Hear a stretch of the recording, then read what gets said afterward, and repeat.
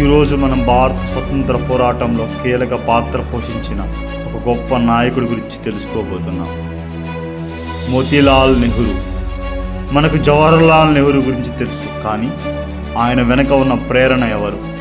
భారత రాజ్యాంగ ఆలోచనను ముందుగా ఇచ్చిన నాయకుడు ఎవరు?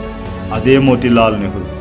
మోతీలాల్ నెహ్రూ గారు 1861 మే 6న ఢిల్లీలో జన్మించారు. తరువాత వారి కుటుంబం అలహాబాద్కు వెళ్ళింది. చిన్నప్పటి నుంచి ఆయనకు విద్యపై ఆసక్తి ఎక్కువ. ఆయన న్యాయశాస్త్రం చదివి భారతదేశంలోని అత్యంత విజయవంతమైన న్యాయవాదుల్లో ఒకరిగా మారారు. ఆ కాలంలో ఆయన జీవితం చాలా విలాసవంతంగా ఉండేది. పెద్ద ఇల్లు, మంచి ఆదాయం, సౌకర్యవంతమైన జీవితం అన్నీ ఆయన దగ్గర ఉండేవి. కానీ దేశ స్వతంత్రం కోసం పోరాడుతున్నప్పుడు ఆయన మనసు మారింది. మహాత్మా గాంధీ ప్రభావం వలన మోతీలాల్ నెహ్రూ జీవితాన్ని పూర్తిగా మార్చింది. ఆయన తన విలాసవంతమైన జీవనాన్ని వదిలి స్వాతంత్ర ఉద్యమంలో చేరారు. ఖాదీ దుస్తులు ధరించడం ప్రారంభించారు. ఆయన ఇంటి పేరు ఆనంద్ భవన్.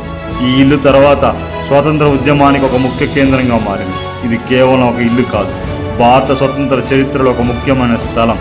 మోతీలాల్ నెహ్రూ గారు భారత జాతీయ కాంగ్రెస్ అధ్యక్షునిగా 2 సార్లు పనిచేశారు. 1919 అమృత్సర్ అండ్ 1928 కలకత్తా.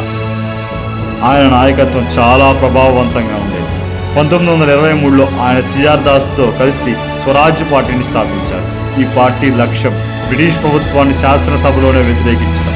ఇది ఒక కొత్త రాజకీయ వ్యూహం. స్వతంత్ర ఉద్యమాన్ని మరో స్థాయికి తీసుకెళ్ళింది. ఇప్పుడు ఆయన జీవితంలో అత్యంత ముఖ్యమైన ఘట్టం నెహ్రూ రిపోర్ట్ 1928.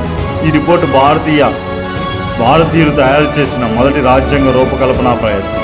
ఇది భారతదేశానికి స్వపరిపాలన కావాలని కోరింది. ఈ ఆలోచన భారత రాజ్యాంగానికి పునాదిగా మారాయి. ఒక నాయకుడు తన కాలానికి ముందే ఆలోచిస్తే చరిత్రలో అతని పేరు నిలిచిపోతుంది. అదే జరిగింది మోతీలాల్ నెహ్రూ గారి. మోతీలాల్ నెహ్రూ గారి కుటుంబం కూడా స్వతంత్ర ఉద్యమంలో ముఖ్య పాత్ర పోషించింది. ఆయన కుమారుడు జవహర్లాల్ నెహ్రూ తర్వాత భారతదేశ మొదటి ప్రధానమంత్రిగా మారారు. తండ్రి చూపిన మార్గం కొడుకు దేశానికి నాయకత్వం ఇవ్వడానికి ప్రేరణ అయ్యింది. ఇది భారతదేశ చరిత్రలో ఒక గొప్ప కుటుంబ సేవగా గుర్తింపబడింది. 1931 ఫిబ్రవరి 6న మోతీలాల్ నెహ్రూ గారు మరణించారు. కానీ ఆయన ఆలోచనలు, సేవలు, నాయకత్వం ఇవన్నీ భారత చరిత్రలో చిరస్థాయికి నిలిచిపోయాయి.